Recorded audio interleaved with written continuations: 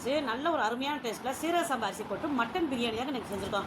இந்த மட்டன் பிரியாணி சாப்பிட்றதுக்கு ரொம்ப டேஸ்ட்டாக சூப்பராக இருந்துச்சுங்க. அதுக்கடுத்து பார்த்திங்கன்னா சிக்கன் கிரேவி நம்ம செஞ்சுருக்கோம். இந்த சிக்கன் கிரேவி செம்ம டேஸ்ட்டாக இருந்துச்சு.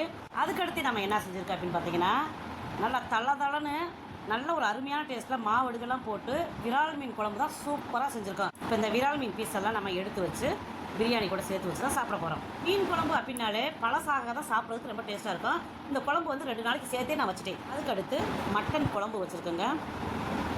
செம்ம டேஸ்ட்டாக இருந்துச்சு. இந்த மட்டன் குழம்பு சாப்பிட்றதுக்கு ரொம்ப சூப்பராக இருந்துச்சு. இது நம்ம மட்டன் பிரியாணி மேலே ஊற்றி சாப்பிட்றதுக்காக இது வச்சுருக்கோம். அதுக்கடுத்து பார்த்திங்கன்னா செவரொட்டி ஈரல் அது வாங்கி நம்ம சுக்கா மாதிரி செஞ்சுருக்கோம். இப்போ அதையும் நம்ம வச்சு சாப்பிட போகிறோம். அதுக்கடுத்து பார்த்திங்கன்னா அவிச்ச முட்டை அதையும் நம்ம பிரியாணி மேலே வச்சுக்கலாம்.